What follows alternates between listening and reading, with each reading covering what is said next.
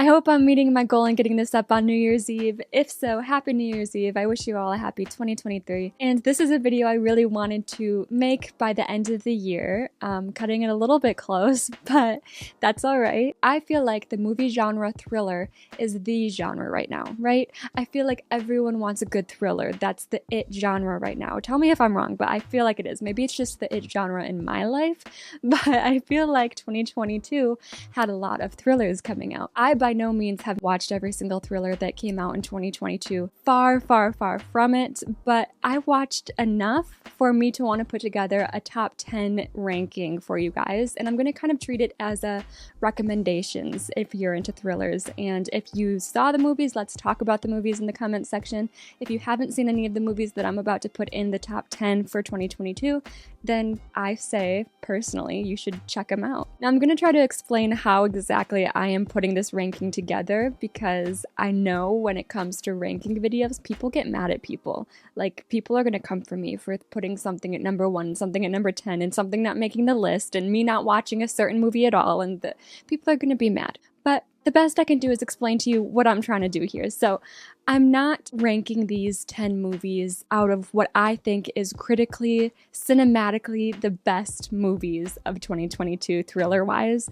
I'm not doing that. I am doing this ranking completely 100% off of personal preference and what I personally enjoyed watching and what I would personally recommend to a friend looking for a thriller movie. So that's how this is working. You know, the critics might disagree with what I have to say, but I'm not a critic, so I'm not going to rank like one. Right now, I am going to put on the screen, I think there's 18 thriller movies that I could think of that I've watched this year that came out in 2022. Obviously, I've watched a lot more thrillers than this, but I am only going off of the ones that were released in 2022. So you can go ahead and pause if you want to take a look at that, or if I'm talking so much that you don't have to, that works too. Now, number 10 was a hard pick, but coming in, scraping by at number 10 is Don't Worry, Darling. A 1950s housewife living with her husband in a utopian experimental community begins to worry that his glamorous company could be hiding disturbing secrets. So I feel like this movie got a lot of unnecessary hate. I took some time before I watched this movie for all of the publicity of it to die down. When I watched it, I enjoyed it. The thing I didn't enjoy about it was it ending, because I was like, wait, that's how it ends? But what about this? What about this? What about this?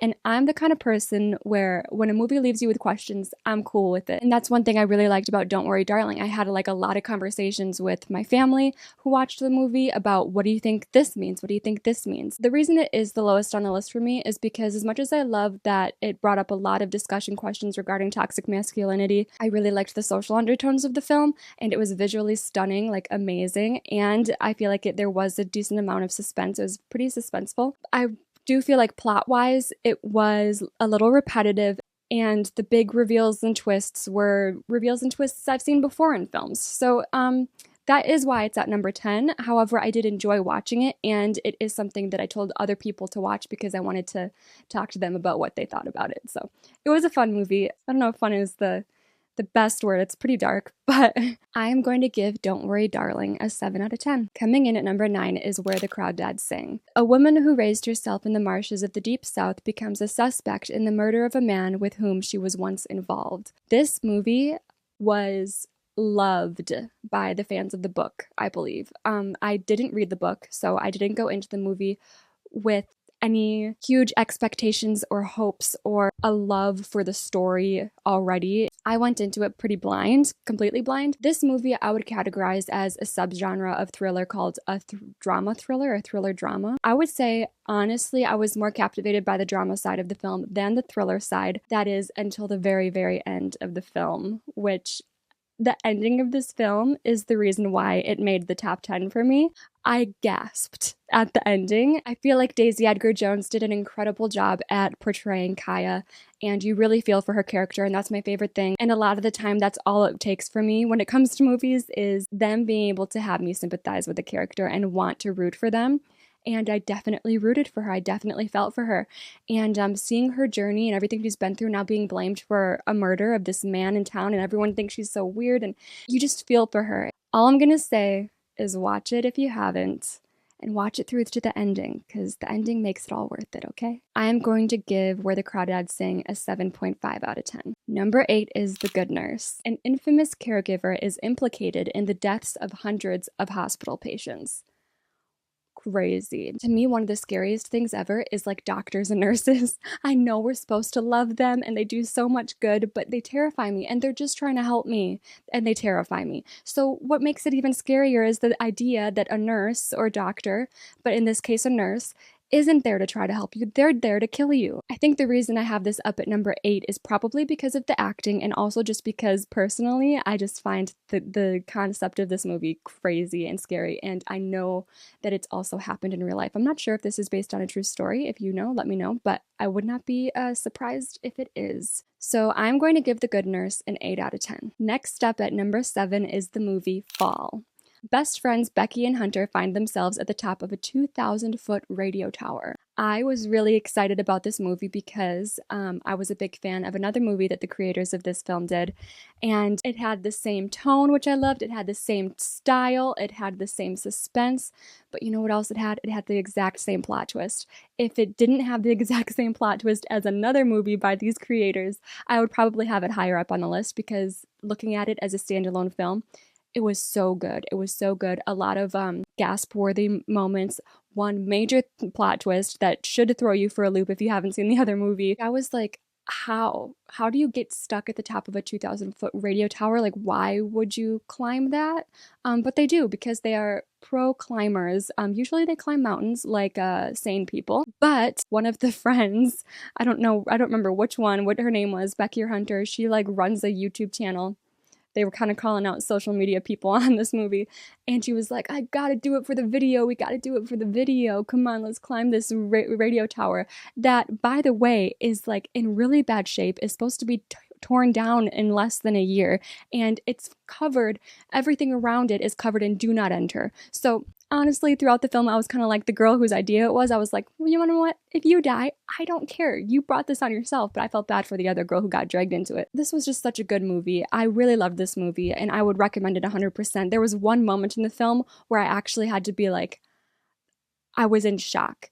Like, I'm not talking about the plot twist didn't shock, but there was something that happens in the film. I feel like you'll know what I'm talking about if you've seen it, or you will know if you watch it, that I was like, oh my God, that is traumatizing. I very rarely get traumatized by movies, but the thought and image of what I saw in this movie at one point, it was a lot. This one is probably actually the most suspenseful movie on my entire list of thrillers. I would also give Fall an 8 out of 10. At number 6, I am putting The Chalk Line. A couple temporarily adopts a young girl that they found wandering around alone in the high road. The Chalk Line is a Spanish film, so if you don't speak Spanish, you will want subtitles. If you're not a foreign film kind of person, change that about yourself. No, seriously, you need to watch this movie. I was considering putting it higher, but there's so many good movies that I just couldn't. Very much like the first scene is this couple find this girl abandoned in the road. She's like 6 years old, right? She's in really rough shape, so bad that they have to take her into the hospital. And at the hospital, they find out that she panics if she is not inside of a drawn chalk box. It's a very original idea. The whole time, I would say at least the first half, maybe 60, even pushing 70% of the movie, I was thinking that it was going one way, and then it completely flip-flopped on me, which I love when movies do that. I did not expect this movie to go where it went. This is one of those movies too, where all the loose ends are tied up. Every little thing comes together in the end. And one of my personal favorite things that movies do is later in the film, it goes back to moments in the film and shows you what you may have missed, and also fills in blanks that we had not been shown. So I love that when the big reveal happens and it literally shows you that it was in front of your eyes the whole time. This was a riveting movie. I am giving it an 8.5 out of 10. Next up at number 5 is a film called Speak No Evil. A Danish family visits a Dutch family they met on a holiday. What was supposed to be an idyllic weekend slowly starts unraveling as the Danes try to stay polite in the face of unpleasantness. I like that synopsis. It very much covers a good chunk of what the underlying theme of this movie is. Like it says, a family with a little girl goes and visits another family who has a little boy, and it's just the two pairs of couples and their kids. First of all, you know, it's crazy to me that this couple goes and stays with another couple at their home because they just met once on holiday somewhere. Like, I could never, I don't trust strangers, but they do come off as really nice at first. But once they go and stay with them, this couple is just keeps pushing boundaries. I don't know how else to say it. Like, they're so rude. They keep doing these crazy things where you're like, I cannot believe you just did that. There's so many what would you do / how would you react moments in this movie. And then the ending is extremely sinister. No happy ending with this movie. And when you find out the motive behind the actions that are taken at the end of the film, that is the reason why this is so high up for me. Like, I'm always very interested by the motive of the bad guys, right? But I have never heard of a motive like this before, and it really made me think. So I highly recommend this one. I would also give this one an 8.5 out of 10. And it looks like all the foreign films are clumped together here in the middle of my top 10. The next one is also a Spanish film, and it is called God's Crooked Lines. This film follows a woman checking into a psychiatric ward to investigate a homicide. Sound familiar? Shutter Island fans? Yeah. Trust me when I say it is not another Shutter Island, okay? Do not let the length of the movie scare you away, and do not let the first half of the movie fool you, okay? I went on Reddit, as I often do after watching movies, to see what other people were thinking of this film, and a lot of people were like, okay, it just sounded like another Shutter Island. I almost stopped watching halfway through because it was being set up like another Shutter Island. I don't want to see the same movie twice. But then they were like, I'm so happy that I stayed to the end because it is nothing like Shutter Island. It is so much more complicated. It doesn't involve an investigator being hired to go and pose as a mental patient in a psychiatric ward in order to work on a true crime case that happened inside the psychiatric ward. And throughout a lot of the film, you are going back and forth with yourself about, is she actually a patient here, or is she actually a PI? Is this Shutter Island? Is it not? And I told you it's not Shutter Island, but I can promise you that you cannot guess what it is because it is a new genre of its own. I will say this is one of those movies where it's going to leave you with a lot of questions. Not in the way that I would say Don't Worry Darling does. There was some world building instability with Don't Worry Darling that left me with a lot of questions, but that's not the kind of questions I'm talking about with God's Crooked Lines. There's a possible explanation for every little thing in this movie, is what I'm trying to say, and I think it was really well done. Every shot matters. You have to watch carefully, and it's worth it in the end. And if you've watched this movie, please asterisk a spoiler alert and tell me what you thought of the ending and your theories about what the heck is happening with this movie and with this character, this lead character. Yeah, that one is a fun one. It messes with your mind. If you like mind-bending thrillers, this is the one for you. I give God's Crooked Lines another 8.5 out of 10. Next up is Luckiest Girl Alive. A woman in New York who seems to have things under control is faced with a trauma that makes her life unravel. I would say this is also another one of those movies where it's heavy drama thriller, and I was almost maybe more invested in the drama side than the thriller side. But the drama side is just so good, and the messaging behind this movie is so good and done so well that I had to put it high up on my list. It follows this woman played by Mila Kunis in 2015, and she's like a grown woman now with a successful job in New York, and it goes through flashbacks of the traumatizing events that happened to her back in 1999 when she was in high school. There were two main traumas in her life. I do want to mention that one of them is a school shooting because there are some themes throughout this movie that make me think of the movie The Fallout, and what I liked about the movie The Fallout, and what I like with this movie that took it even further than that one did. The Fallout follows the fallout of being a survivor of a school shooting. And Luckiest Girl Alive also is following a woman later on in life who has survived a school shooting. And not only that, but it takes it one step further. She's also being accused of having been involved with the school shooters and being in on it. What I liked about the movie The Fallout is that it doesn't focus on the actual school shooting, and it doesn't exploit the drama and action of a school shooting for a Hollywood movie. You know, it's not like that. It more follows the effects and the trauma that follow the event. And I liked that about The Fallout. The Fallout was, I think it spanned like a couple months after the shooting. But what I like even more about this is the trauma of the school shooting and the other trauma that she experienced as a teenager in Luckiest Girl Alive. It still follows her and affects her to this day as a grown woman. And I feel like that's really hard to explain and show in a movie sense, and this movie did it perfectly. And what I really like about it is there isn't just this arc of her overcoming her trauma. No, because that doesn't happen. You don't really ever do that. You learn how to live with it, and you learn to be strong either way. That is the kind of message that this movie leaves you with. There's also a lot of mystery and drama and back and forth that keeps the movie interesting. I'm really harping on the trauma survivor power of the movie because that is the part that personally made it go up so high on the list. But the movie itself and the mystery and the thriller side of it is all very well done too. It's just a really great, well-rounded movie in my opinion. It's also based off a book too, which I had not read. I would give Luckiest Girl Alive a 9 out of 10. Coming in at number 2 is Watcher. A young American woman moves with her husband to Bucharest and begins to suspect that a stranger who watches her from the apartment building across the street may be a local serial killer decapitating women.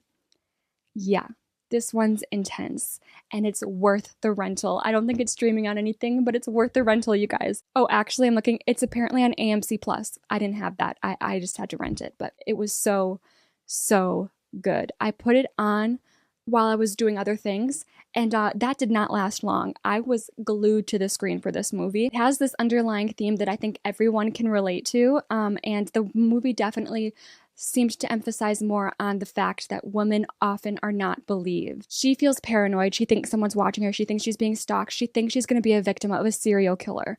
And she's trying to get this across to her boyfriend. She's trying to get this across even to the police. And they're like, well, good luck with that. It's probably nothing, which is so frustrating. Stalking laws are so lenient and so terrifying. What sucks about stalking laws is if he's stalking you, we can put a restraining order on him. But if someone's stalking you, they're probably mentally ill, and it's very likely that it's going to escalate. And then it's going to escalate, you're going to get murdered, and then what? Then it's too late. Stalking is just like a subgenre of crime that I'm very scared of. This movie does not end how you expect it to. I promise you, this movie does not go where you expect it to. It has the perfect through line of what a classic thriller horror should be, but then it also has its own twists on it, and it is eye candy all the way through. There was not a slow part in this movie. I was constantly focused, and the ending did not disappoint. The little twists and turns did not disappoint. It felt very realistic too, which is often what the scariest movies do to you, right? They feel so real, like it could happen to you. And that's what I felt from this movie. Also, I remember watching this movie, I was traumatized because at one point someone knocked on the door in the movie in a really dramatic way. It was like a pounding knock, and you're like, oh no, something's about to go down. And then someone knocked on my door in real life, pounding knock. I jumped. It was scary. It was just an Amazon delivery man, so that's fine. The timing couldn't have been worse. And if you have been watching my videos, my number 1 pick is not going to be surprising at all to you. It is Glass Onion, a Knives Out mystery, which I feel like you could argue whether this is a thriller or not. I feel like it is. It says, famed Southern detective Benoit Blanc travels to Greece for his latest case. If you're a Knives Out fan and you haven't seen Glass Onion yet, what are you doing? If you have not seen Knives Out, watch Knives Out first. But in my opinion, Glass Onion is best. And this is not like a real sequel where you have to watch Knives Out to watch Glass Onion. Actually, my mom was like, oh, I watched Glass Onion. It was so good. I was like, did you like Knives Out better or Glass Onion better? She goes, what's Knives Out?